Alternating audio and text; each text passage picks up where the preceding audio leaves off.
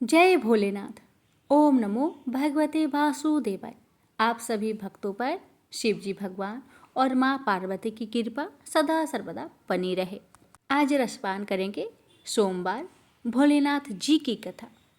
एक समय की बात है, जब राम जी का वनवास खत्म होने के बाद राज सिंहासन पर बैठते समय माता पार्वती और भोलेनाथ घूम रहे थे।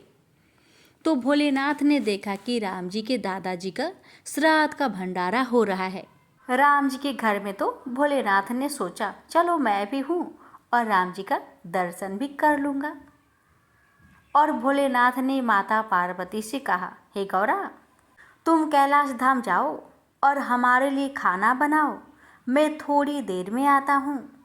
तो माता जी ने भोलेनाथ की बात मानकर कैलाश धाम को चले गए और भोलेनाथ पहुँचे राम जी के घर और ब्राह्मण के साथ पंगत में बैठ गए और खाने लगे।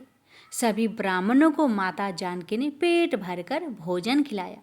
सभी ब्राह्मण उठकर चले गए, लेकिन भोलेनाथ बैठे ही रहे। तो माता सीता ने लक्ष्मण जी की धर्मपत्नी माता उर्मिला से बोली, सभी ब्राह्मण उठकर चले गए। तब माता उर्मिला बोली, सभी ब्राह्मण तो चले गए, बस एक ही बैठे हैं। तो माता जानकी जी बोली, अच्छा कोई बात नहीं, थोड़ा भूखा होगा, खिला दो। अब माता सीता और उर्मिला और सभी सखियाँ खिलाने लगी भोलेनाथ को। भगवान भोलेनाथ तो खाते गए। माता जानकी की रसोई का सारा सामान खत्म हो गया, लेकिन भोलेनाथ उठे नहीं। तो माता सीता जल लेकर भोलेनाथ जी के पास गई और बोली, बाबा पानी पी लो। तो भोलेनाथ बोले कि आधा पेट भर जाएगा तो मैं पानी पी लूँगा। अब तो माता सीता सोचने लगी, लो अभी तक तो इनका आधा पेट भी नहीं भरा है। अब माता जानकी ने फिर से सामान मंगवाकर भोजन बनाया और खिलाया, लेकिन भोलेनाथ रुकने का नाम नहीं ले रहे थे। इतने देर में माता केकई आ गई और बोली, क्या हुआ बेटी, तुम लोग परेशान लग रही हो। तो जानकी जी बोली, माता सभी ब्राह्मण उठकर चले गए, बस यही एक ब्राह्मण बचे हुए हैं, अब क्या करूं। तो माता केकई ने फिर से सामान मंगवाया। इतने में भोलेनाथ ने आवाज़ लगाई, लेते आओ माता, जोर की भूख लगी है। तो माता जानकी जी बोली, बाबा अभी तो आटा साने हैं, थोड़ा पूरी पका लेने दो, फिर लेकर आते हैं। तब भोलेनाथ बोले, आटा ही लेते आओ।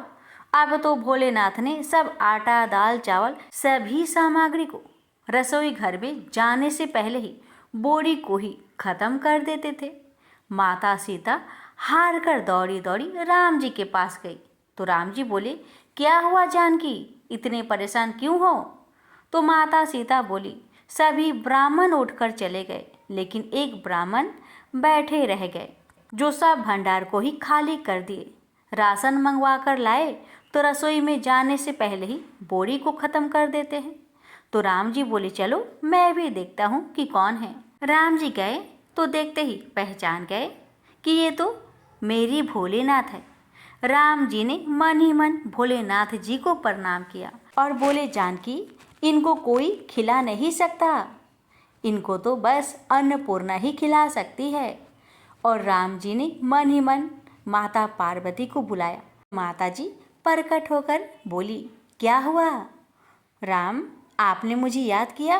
तो राम जी बोले, माता ये बाबा तो उठने का नाम ही नहीं ले रहे हैं, जरा देखिए तो माता। तो माता पार्वती ने कहा, इन्होंने तो कहा था कि पार्वती तुम कैलाश पर खाना बनाओ, दोनों साथ में खाएंगे, और स्वामी यहाँ खा रहे हैं। तो माता पार्वती जी ने अपने हाथों से लड्डू बनाए और एक लड्डू भोलेनाथ जी के थाली में रख दिया। भोलेनाथ खाने लगे। अब तो भोलेनाथ खाते गए, लेकिन लड्डू खत्म नहीं हो रहा था और ये तो जाना पहचाना लड्डू लग रहा है। भोलेनाथ ने अभी तक माता सीता के मुख पर नज़र नहीं डाले थे। इस बार नज़र उठाया तो देखा सामने माथे पर लाल बिंदी लगाई अन्नपूर्णा पार्वती खड़ी है। माता बोली, और कितने रख दो। भोलेनाथ बोले, बस हो गया।